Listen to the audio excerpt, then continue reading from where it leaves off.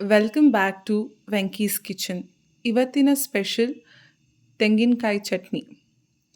ಇದನ್ನು ಹೇಗೆ ಮಾಡೋದು ನೋಡೋಣ ಬನ್ನಿ. ಇದಕ್ಕೆ ಬೇಕಾಗುವ ಸಾಮಗ್ರಿಗಳು: ನಾನಿಲ್ಲಿ ಅರ್ಧ ಹೋಳು ತೆಂಗಿನಕಾಯಿನ ಚೆನ್ನಾಗಿ ತುರಿದು ಇಟ್ಕೊಂಡಿದ್ದೀನಿ.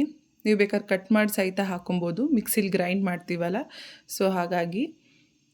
ಅದ್ರ ಜೊತೆ 1 ಹಿಡಿಯಷ್ಟು ಕೊತ್ತಂಬರಿ ಸೊಪ್ಪು, 1 ಹಿಡಿಯಷ್ಟು ಪುದೀನ, 2 ಹಸಿಮೆಣಸಿನ್ಕಾಯಿ, 1 ಗೋಲಿ ಗಾತ್ರದಷ್ಟು ಹುಣಸೆ ಹಣ್ಣು, 1/4 ಸ್ಪೂನ್ ಆಗುವಷ್ಟು ಕಾಳುಮೆಣಸು,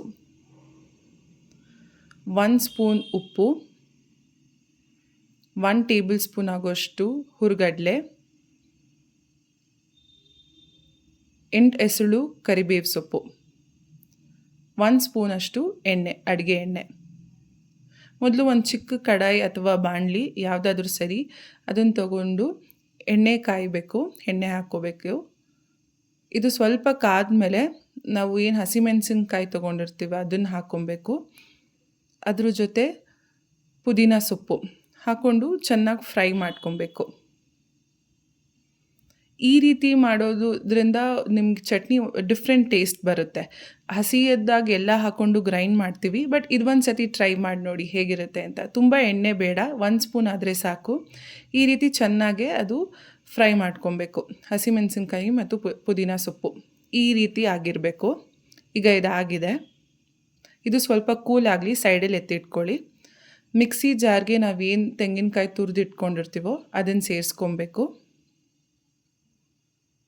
ಅದ್ರ ಜೊತೆಗೆ ಹುರ್ಗಡ್ಲೆ, ಕೊತ್ತಂಬರಿ ಸೊಪ್ಪು, ಕರಿಬೇವು ಸೊಪ್ಪು, ಕಾಳುಮೆಣಸು. ನೀವು ಖಾರ ಬೇಕು ಅಂದಲ್ಲಿ ಸ್ವಲ್ಪ ಕಾಳುಮೆಣಸನ್ನ ಜಾಸ್ತಿ ಸೇರಿಸ್ಕೊಬೋದು.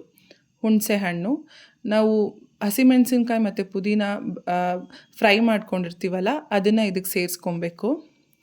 ಸೇರಿಸ್ಕೊಂಡಾದಮೇಲೆ 1 ಟೇಬಲ್ ಸ್ಪೂನ್ ಅಷ್ಟು ಉಪ್ಪು, ಸ್ವಲ್ಪ ನೀರು, 1/4 ಲೋಟ ಅಷ್ಟು ನೀರು ಹಾಕ್ಕೊಂಡು ಇದನ್ನು ಗ್ರೈಂಡ್ ಮಾಡ್ಕೊಬೇಕು. ನಿಮಗೆ ಕನ್ಸಿಸ್ಟೆನ್ಸಿ ನೋಡಿಕೊಂಡು ನೀರನ್ನು ಸೇರಿಸ್ಕೊಬೋದು. ಅದಕ್ಕಾಗಿದ್ದರೆ ಸಾಕು. ಇಷ್ಟು. ಇದನ್ನು ನೀವು ಅಕ್ಕಿ ರೊಟ್ಟಿ, ರಾಗಿ ರೊಟ್ಟಿ, ಚಪಾತಿ, ದೋಸೆ, ಇಡ್ಲಿ ಎಲ್ಲ ಸಖತ್ತಾಗಿರುತ್ತೆ ಕಾಂಬಿನೇಷನು. ತುಂಬ ಐಟಮ್ಸ್ ಬೇಕು ಅಂತಲ್ಲ, ಸಿಂಪಲ್ಲಾಗಿ ಇಷ್ಟು ಹಾಕಿದ್ರೂ ತುಂಬ ಟೇಸ್ಟಾಗಿರುತ್ತೆ. ಟ್ರೈ ಮಾಡಿ ಹೇಗಿದೆ ಅಂತ ಹೇಳಿ. ನಾನಿವತ್ತಿಲ್ಲಿ ಇಡ್ಲಿ ಜೊತೆ ತಿಂತಾಯಿದ್ದೀನಿ, ತುಂಬ ಚೆನ್ನಾಗಿತ್ತು. ನೀವು ಟ್ರೈ ಮಾಡಿ ಹೇಗಿದೆ ಅಂತ ಹೇಳಿ. Thank you for watching. ಇದೇ ರೀತಿ ಪ್ರೋತ್ಸಾಹಿಸಿ.